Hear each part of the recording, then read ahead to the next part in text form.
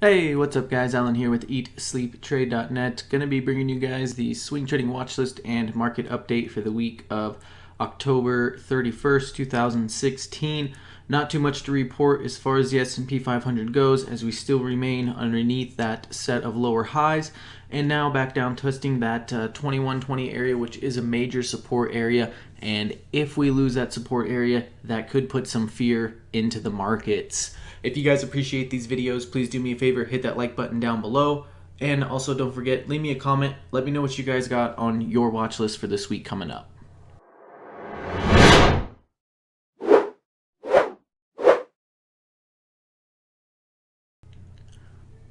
Alright guys, so let's go ahead and take a look at the S&P 500. As mentioned before in our previous videos, this set of lower high resistance right here is really going to be the key to get above anytime to see some market strength. So we're not going to see a whole lot of market strength until we can get above that area and can get a change in trend. We've still lost our long-term trend line, failed to get back above it as it started to act as resistance. Our 20-day moving average is still trending below our 50-day moving average, and you can see these moving averages are curling over and starting to head in that downward direction. We are testing this 2120 major support area, 2125. If we let this support area go, it should give us a quick sell right down to 2100. If 2100 holds off or it snaps and we don't hold it, then that could really lead to some market fear, market panic, and maybe a pretty decent sell-off. So, you know, the markets is very tough to trade, very choppy. It's back and forth, and it has no general direction. And it's not easy for short sellers, and it's not easy for long traders. So both sides are having a difficult time because the market is so choppy and so back and forth.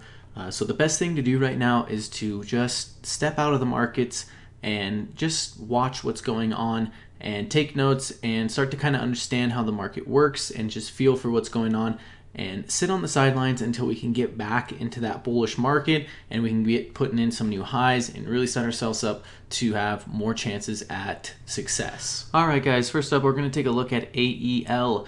I had this on watch for quite a while as we've been hanging out in this channel between 17 and 18 bucks. Just recently had a nice little push over that 1825, 1830 area.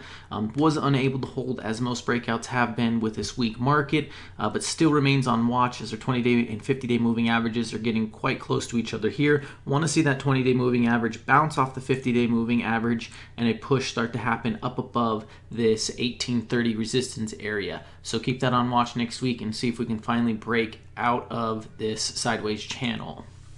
Next, let's take a look at ACCO. This was on our watch list a while back for the falling wedge pattern. Big relative volume gave us the clue that something good was probably going to be coming up.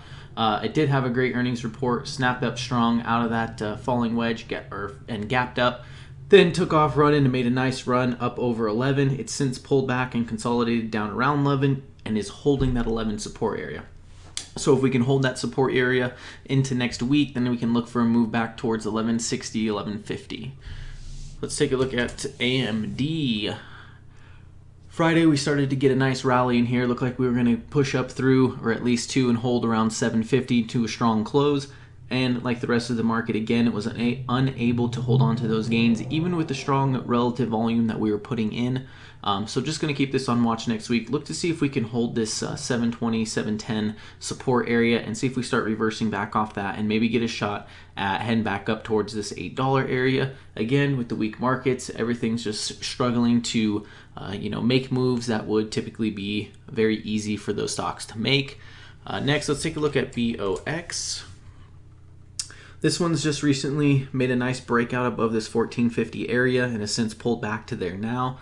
If we snap below that 1450, then this whole idea is broken and the chart definitely looks a lot more bearish at that point. But going to see if we hold that 1450 area and maybe can make a continuation move back up towards the 16.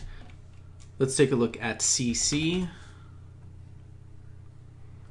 CC has been on our watch list for pretty much this entire year, and just on Thursday we were looking for that breakout over 17 bucks. Sort of started to happen. We got long on it, And just with the markets and the way they have been, if it didn't hold 17, I said I was going to get back out. It did not hold 17, and we did end up getting back out, and only for Friday to come in and boom, get that nice move and close up near 1750. We are a little bit overbought on the RSI in a weak market, so that's not really a good spot where you want to be buying. However, I am going to keep my eye on this one because we are getting ready to head to when IPO prices, when it first IPO'd. So there's a lot of open space up here, not much resistance as far as people sitting up here waiting to sell, and gonna definitely keep it on watch to see if this thing goes parabolic and momentum really starts to take it up through 20, 21, 22. Let's take a look at CENX. Another one last week that did the fake out breakout on us on Tuesday. It was starting to make a nice solid green candle. We'll zoom in a little bit here so we can see that. So on this little candle here on Tuesday was a nice solid green bar candle and gave us an entry around 770 with our risk around 750. If it would have held up, could have made a nice continuation move back over to our prior highs. However, it did not do that. So we ended up getting stopped out there on the break of 750, and a perfect example of that fake out breakout. And if you hold into those fake out breakouts and don't respect your stops with discipline, you can get upside down on a position really quick. So you need to be super careful with that. As far as this goes, it did pull back a bit, did have some buying support come in to push it back up to 730s. So we're going to keep it on watch next week and see if it holds this support area off this trend and then continues back up towards 8. Next, let's take a look at EXAS. EXAS is set up for a nice potential bounce play. You've got a strong support here at 1450. Our low on Friday was just above 15, so if we can hold that 15 level, this sets us up for a pretty decent bounce play back up towards 1650, 17, 1750, maybe even up towards 1780 before we start to see some rejection off that. So look for this low to hold into Monday, and if it does, it is going to set us up for a potential bounce play. Even some into 1650, 17 would be really good on that one. Next, let's take a look at SM.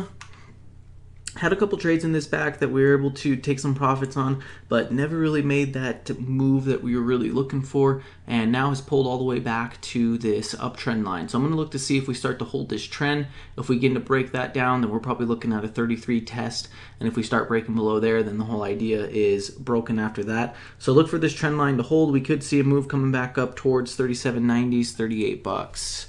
Next, let's take a look at GRAM. We've mentioned this one, had a lot of good trades in this one, and I've also talked about the whipsaw that can happen on this and the large tails that get put in on the stock, and Friday was no exception for that. I mentioned to you guys that we were risking just below 8, and had the stock started breaking down below 8, I would have been probably selling, getting out of my position, especially with the way that the markets have been. It did manage to hold above 8. So it didn't put me into any type of situation where I had to decide if I was going to close that position or not. But it did make a nice end-of-day rally and ended up closing back up towards that 840 area.